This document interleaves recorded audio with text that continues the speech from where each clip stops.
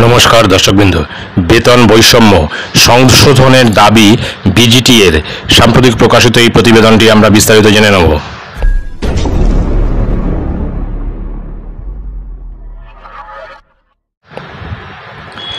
বেতন পরিকাঠামো সংশোধনের দাবিতে শিক্ষা দপ্তরে ডেপুটেশন দিলেন বৃহত্তর গ্র্যাজুয়েট টিচার্স অ্যাসোসিয়েশন বিজিটিএ সদস্যরা।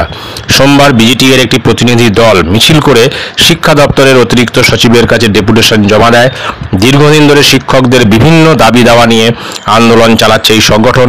তারা টিজিটি স্কেল সহ একাধিক দাবিতে আইনি লড়াইয়ের পাশাপাশি রাস্তায় নেমে আন্দোলন চালাচ্ছে। তাদের বক্তব্য, পাস গ্র্যাজুয়েট শিক্ষকরা দীর্ঘদিন ধরে বঞ্চিত। সরকারকে বারবার জানালেও তাদের কথায় কর্ণপাত করছেন না রাজ্য। সোমবার আচার্য সদনের সামনে থেকে ময়ূখ ভবনের সামনে ওয়াই চ্যানেল পর্যন্ত একটি মিছিল করেন সংগঠনের সদস্যরা। এরপর শিক্ষা দপ্তরের অ্যাডিশনাল সেক্রেটারির কাছে একটি লিখিত আকারে ডেপুটেশন দেওয়া হয়।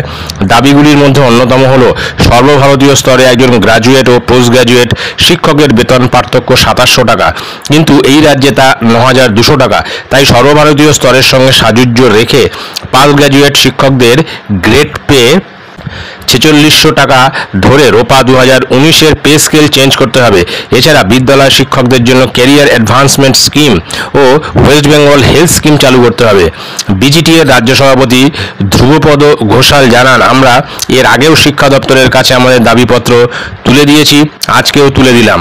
আমরা আশা করছি সরকার দ্রুত আমাদের দাবি মেনে নিয়ে সমস্যার সমাধান করবে।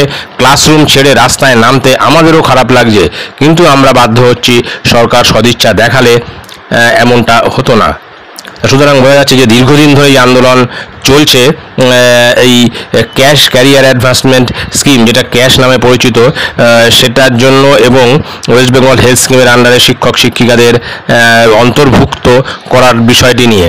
তো দেখা যাক এই ডেপুটেশন দেওয়ার ফলে এই সংক্রান্ত কোনো সিদ্ধান্ত গ্রহণ করে কিনা শিক্ষা দপ্তর। ভিডিওটি ভালো লাগলে অবশ্যই সাবস্ক্রাইব করবেন চ্যানেলটি। পরবর্তী আপডেট ভিডিও পাওয়ার জন্য ধন্যবাদ।